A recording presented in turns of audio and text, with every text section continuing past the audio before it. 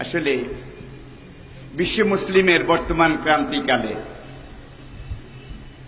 আত্মশুদ্ধি, আত্মজিজ্ঞাসা, আত্ম অনুসন্ধান সবকিছুকে সামনে রেখে যে জিনিসটাকে নতুন করে ভাবতে হবে সেটা হলো go back to the universal book and the universal prophet.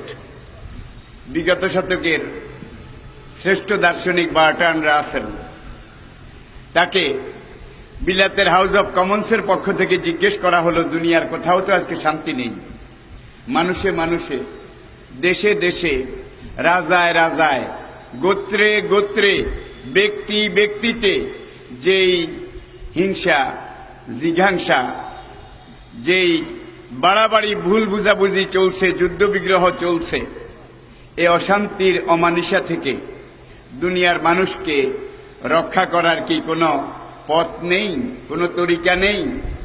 Bertrand Rasel house of কমন্সের সামনে আঙ্গুলি নির্দেশ করে বলেছিলেন, আছে একটাই মাত্র পথ, সেটা হলো go back to the universal book and the universal prophet.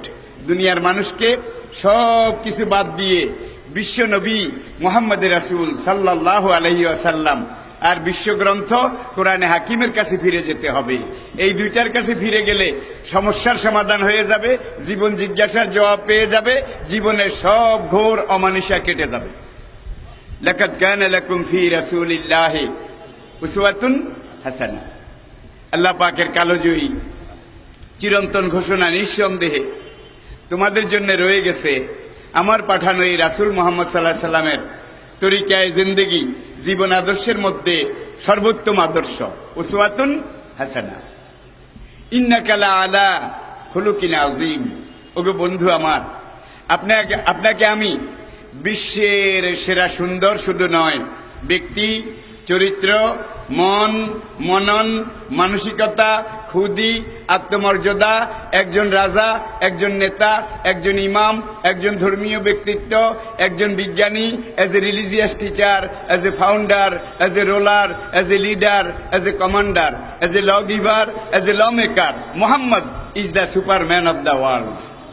Encyclopedia Britannica বলার মধ্যে কোনো রাগঢাক নেই। লক্ষ্য করুন, মোহাম্মদ ইজ দ্য সুপারম্যান। ইংরেজিতে এনসাইক্লোপিডিয়া ইজ ব্যবহার করেছে, আর ইজ হলো প্রেজেন্ট কন্টিনিউয়াস টেন্স, চলমান বর্তমান, ঘটমান বর্তমান। Muhammad is the superman. তিনি যদি গত হয়ে যেতেন, তিনি যদি বর্তমান না থাকতেন, তাইলে এনসাইক্লোপিডিয়া ব্রিটানিকা বলতো মোহাম্মদ ওয়াজ দ্য সুপারম্যান। তার সময়ের সুপারম্যান ছিলেন, মোহাম্মদ ইজ দ্য সুপারম্যান। এটা দিয়ে বোঝা গেছে তিনি ছিলেন, তিনি আছেন, তিনি থাকবেন। ইন্না আরসালনাকা শাহিদাও ওয়া মুবাশশিরাও ওয়া নাযীরা ওয়া দাইয়ান ইলাল্লাহি বিইজনিহি ওয়া সিরাজাম মুনীরা। শাহিদান, ইন্না আরসালনাকা শাহিদান। এই শাহিদানের তাফসীর ইমাম জালালউদ্দিন সৈয়ুতী রহমাতুল্লাহ আলাইহি মাওয়াহিবে লুদুনিয়ার মধ্যে যেভাবে করেছেন, হুয়া শাহিদুন আলা আহওয়ালিল উম্মতে, হুয়া শাহিদুন আলা আহওয়ালিল উম্মতে ইলা ইয়াউমিল কিয়ামতে লা ফারকা ফি হায়াতিহি ওয়া মাউতিহি। তিনি জীবিত অবস্থায় যেমন পর্যবেক্ষক ছিলেন, শাহেদ ছিলেন, পর্যবেক্ষণকারী ছিলেন, মদিনার রওজায়ে পাকে শুয়ে যাওয়ার পরেও তিনি এইভাবে কিয়ামত পর্যন্ত পর্যবেক্ষণের দায়িত্ব পালন করবেন। লা ফারকা ফি হায়াতিহি ওয়া মাউতিহি। জীবিত অবস্থায় যেমন ছিলেন, কিয়ামত পর্যন্ত রওজায়ে পাকেও ঠিক সেইভাবে থাকবেন, আছেন। এজন্য আল্লাহ পাক নবীকে শাহেদ বলেছেন। ইংরেজি হলো অবজারভার, বাংলা হলো পর্যবেক্ষণ। কুল ইন কুনতুম তুহিব্বুনাল্লাহা ফাত্তাবিউনি। হে নবী বলে দিন দুনিয়ার মানুষ, তোমরা যদি আল্লাহকে ভালোবাসতে চাও, আল্লাহর ভালোবাসা পেতে চাও, ফাত্তাবিউনি, তাহলে আমার ইতাআত করো, আমার অনুসরণ করো।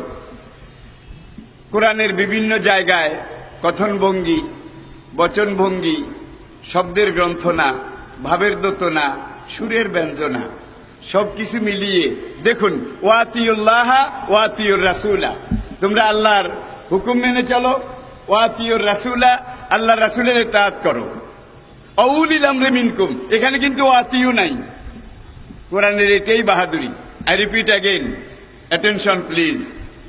ওয়াতিউল্লাহা ওয়াতিউর রাসূলা, অউলিল আমরে ওয়াও হরফে আতফ ঠিক আছে, ওলামায়ে কেরামের দৃষ্টি আকর্ষণ করছি। মাতুব আলাই এটাও ঠিক আছে, তরকিবের সবকিছু মিলিয়ে বলা দরকার ছিল ওয়াতিউল্লাহ ওয়াতিউর রাসূলা ওয়াতিউ উলুল আমরে মিনকুম, কিন্তু সেটা না বলে আল্লাহ কি বলেছেন? ওয়াতিউল্লাহ ওয়াতিউর রাসূলা উলিল আমরে। এখানে কিন্তু উলিল আমরের ইতাআতের ব্যাপারে ওয়াতিউ নাই, কিন্তু আল্লাহ রাসূলের ইতাআতের ব্যাপারে কি আছে? ওয়াতিউ আছে। বুঝে আসুক না আসুক, তোমার যুক্তিতে, দর্শনে, ফিলোসফিতে ধরুক বা না ধরুক, আল্লাহর ইতাআত এটা ফরজ, রাসূলের আনুগত্য এটা ফরজ, এই ব্যাপারে কোনো ছাড় নেই। কিন্তু উলিল আমরে এখানে ওয়াতিউ নাই। উলিল আমর যদি উল্টা সিধা করেন, ইক্তেদাইতু বিহাযাল ইমাম, ইমামের পিছনে আমি ইক্তেদা করলাম, এখন ইমাম যদি আল্লাহ রাসূলের তরিকা অনুযায়ী কমান্ড করেন, তাহলে ওই ইমামের ইতাআত ফরজ। আর ইমাম দাঁড়িয়ে সূরা ফাতিহা বাদ দিয়ে আত্তাহিয়াত পড়া শুরু করেছে, এখন কি ইতাআত করা যাবে? যার জন্য উলিল আমরের ব্যাপারে ওয়াতিউ আল্লাহ বলে, ইমামের বিরুদ্ধে আন্দোলন করা ফরজ। কি? আল্লাহু আকবার। হুজুর এটা কথা নয়, কথা ছিল আল্লাহ রাসূলের তরিকা অনুযায়ী আমাদেরকে কমান্ড করবেন, আমরা ইতাআত করব। ইমাম পাত্তা দেয় না। আল্লাহু আকবার, সেকেন্ড টাইম আল্লাহু আকবার, লাস্ট টাইম, তিনবারের বেশি কিন্তু লোকমা নেই। তিনবারের পরে ইমাম যদি আবার আল্লাহ রাসূলের লাইনে ফিরে আসে, ইতাআত ফরজ। কি? ইতাআত ফরজ। আর যদি ফিরে না আসে, পিছন থেকে একজন গিয়ে খপ করে ধরা ফরজ। মুসল্লি নামাজরত অবস্থায় ধরে টান মেরে ইমামকে নেতৃত্বের আসন থেকে জায়গায় নিয়ে আসতে হবে, এনে ডান হাতে তাকে ধরে রাখতে হবে, এইভাবে ছাড়া যাবে না। বাম হাতে আরেকজনকে এইভাবে ইশারা করা যাবে, কথা বলা যাবে না আমলে কাসির। এখানে ইমাম শামী রহমতুল্লাহ আলাইহি লেখেন, ডান হাতে একজনকে ধরে রাখলো শরিয়াসার ইমামকে, বাম হাতে আরেকজনকে ইশারা করলো, দুই হাতে কোনো কাজ করলো তো আমলে কাসির। কি? নামাজ ফাসেদ হয়ে যাবে। এখানে ইমাম শামী লেখেন, তার যদি হারু দিয়াম থাকতো এই সময় কাজে লাগানো ফরজ ছিল, কারণ জিহাদের ময়দানে মুজাহিদের জন্য আল্লাহ রাব্বুল আলামিন নিজে এই ধরনের কিছু ছাড় দিয়েছেন। এইভাবে সামনে থেকে যাকে ঠেলে দেওয়া হলো, ইনি হলেন কেয়ারটেকার ইমাম, অন্তর্বর্তীকালীন ইমাম। এনার দায়িত্ব হলো সংবিধান অনুযায়ী, কোরআনের সংবিধান অনুযায়ী সামনের কাজটা ঠিক মতো করে দিয়ে তারপরে বাড়ির দিকে যাওয়া। ইনিও আবার এখানে গিয়ে যে যায় রাবণ সে হয়, যে যায় লঙ্কা সে হয় রাবণ। ইনি সূরায়ে আত্তাহিয়াত পড়েননি ঠিক, কিন্তু ইনি দাঁড়িয়ে দোয়ায়ে কুনুত পড়া শুরু করেছেন সূরা ফাতিহা বাদ দিয়ে। ইনার বিরুদ্ধে আবার আন্দোলন করা ফরজ, ইনার বিরুদ্ধে আবার লোকমা দেওয়া ফরজ। তিনবার লোকমা দেওয়ার পরে যদি না ফিরে, ইনাকেও আবার ধরা ফরজ। এইভাবে 4 রাকাতে যদি 4 বার 4 জনকে ধরা লাগে, নামাজ শেষ হওয়া পর্যন্ত এই ধরাধরি ফরজ। ওয়াতিউল্লাহ ওয়াতিউর রাসূলা উলিল আমরে মিনকুম। এখানে যে জিনিসটা অনুধাবনযোগ্য, ইমাম লোকমা গ্রহণ করেছে, লোকমা গ্রহণ করেছে মানে তার ইতাআত করা ফরজ। তিনি ইমামতির দায়িত্বে থাকবেন, কিন্তু নামাজ শেষ করার আগে জানি কি লাগবে? কি? সালাম ফিরাবার আগে কি লাগবে? সেজদা। শুধু ইমাম সাহেবের লাগবে? শুধু ইমাম সাহেবের লাগবে? মিয়া ভুল করলা তুমি, লোকমা দিতে দিতে গলাও ফাটাইলাম, আর তোমার ভুলের জন্য এখন সেজদা দিতে দিতে কপালে চামড়া যায়। এইটা কি হাকিকত? তোমরা ভোট দিয়ে যাকে ইমাম বানিয়েছ, সেই ইমাম যদি আল্লাহ রাসূল ইসলামের বিরুদ্ধে কোনো পদক্ষেপ নেয়, ইসলামী আদর্শ ঐতিহ্যের বিরুদ্ধে কোনো কমান্ড করে, এই জন্য ইমামের উপরে যদি কোনো কিল, কোনো শাস্তি, কোনো সেজদা আসে, শুধু ইমামের উপরে ফরজ নয়, যারা ভোট দিয়ে নেতা ইমাম বানিয়েছে তাদের উপরেও ফরজ। এটা সেজদা দিয়ে আল্লাহ রাব্বুল আলামিন আমাদেরকে শিখিয়েছেন, ঠিক কিনা? অভাগা এই জাতি, দুর্ভাগা এই দেশ, অপার সম্ভাবনার এই দেশ। 36 বছর গেল, যারে ইমাম বানাইলাম সেই সেজদা দেওয়াইলো, যারে ইমাম বানাইলাম সেই সেজদা দেওয়াইলো। যেই মুসল্লিদের জীবনে সারা জীবন শুধু সেজদা সেজদা সেজদা, সেই মুসল্লির কবুল হবে কোন সেজদা? কি বাকি জীবনে কি সেজদা দিতে চান, নাকি সহি নামাজ পড়তে চান? ভাই, কাদা ছেঁড়াছিড়ি, বাঘ বিতণ্ডা এগুলো বাদ দিয়ে এই সপ্তাহে, গত সপ্তাহে আমি রোববারে বৈশাখী টেলিভিশনে প্রশ্নের উত্তর দিচ্ছিলাম। প্রশ্ন আসে পুরা বিশ্ব থেকে, পুরা দুনিয়া থেকে। একটা প্রশ্ন আসলো বাংলাদেশের ন্যাশনাল জয়পুরহাট বগুড়া থেকে। ভদ্রলোক প্রশ্ন করলেন, হুজুর সাল্লাল্লাহু আলাইহি সাল্লাম মাটির তৈরি নাকি নূরের তৈরি? আমি জবাবে বললাম, ভাই শুধু আপনাকে নয়, পুরা বিশ্ববাসীকে বলছি, আর বাংলাদেশের সংকীর্ণ মানা ভাইদের দৃষ্টি আকর্ষণ করছি যে নেই কাজ তো খই ভাজ। পুরা কোরআন পড়লাম, হাদিস পড়লাম, তাফসির পড়লাম, হুজুর মাটির তৈরি না নূরের তৈরি এমন কোনো কথা নাই। কবরে 3টা প্রশ্ন করা হবে, মান রাব্বুকা ওমা দীনুকা ওমান নাবিয়ুকা। এখানেও হুজুর কিসের তৈরি এমন কোনো প্রশ্ন নাই।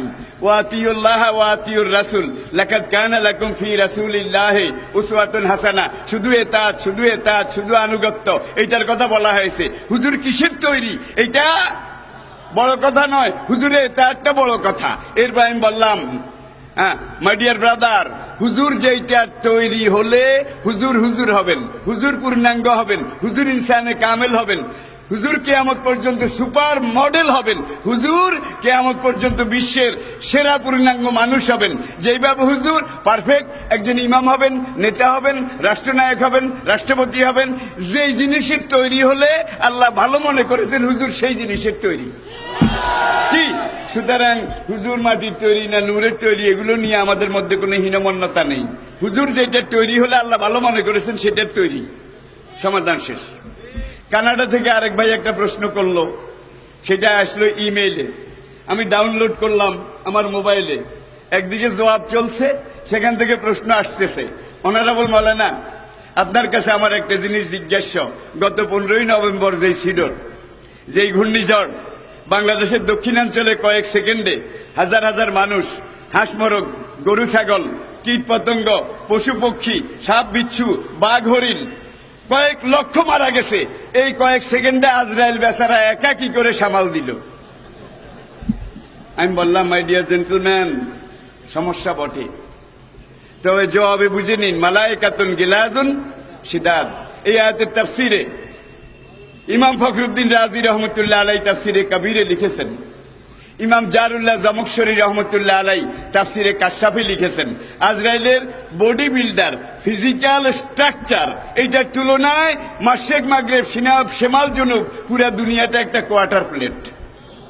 আই রিপিট, আমি আবার বলছি, আজরাইলের শারীরিক গঠনের তুলনায় পুরা দুনিয়াটা একটা কোয়ার্টার প্লেট, হাফ প্লেটও নয়।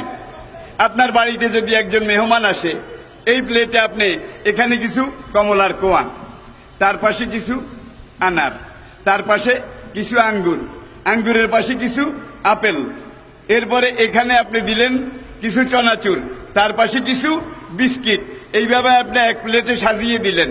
এখন মেহমান ইচ্ছা করলে কমলার কোয়া একটা করে খেতে পারে, মেহমান ইচ্ছা করলে আঙ্গুরের টুকরা একটা করে খেতে পারে, মেহমান ইচ্ছা করলে আপেল এক টুকরা করে বিচ্ছিন্ন ভিন্ন ভিন্ন ভাবে খেতে পারে।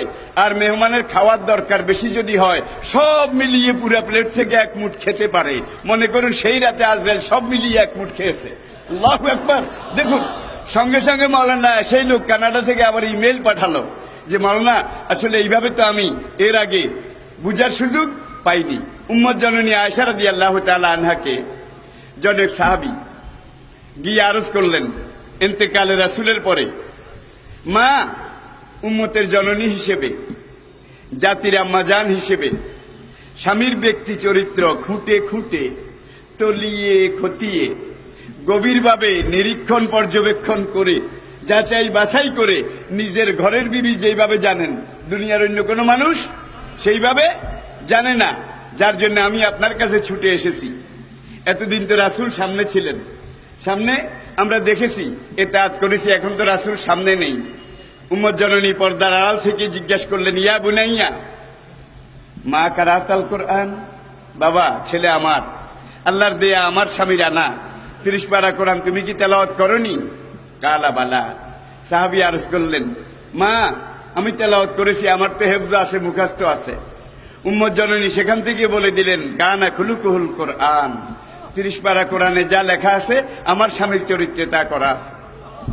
আরেকদিন আরেকজন সাহাবী উম্মত জননী হযরত উম্মে সালমা রাদিয়াল্লাহু তাআলা আনহা, তার খেদমতে গিয়ে আরজ করলেন, মা উম্মত জননীদের মধ্যে আপনি সবচাইতে সিনিয়র মোস্ট বয়সের দিক থেকে।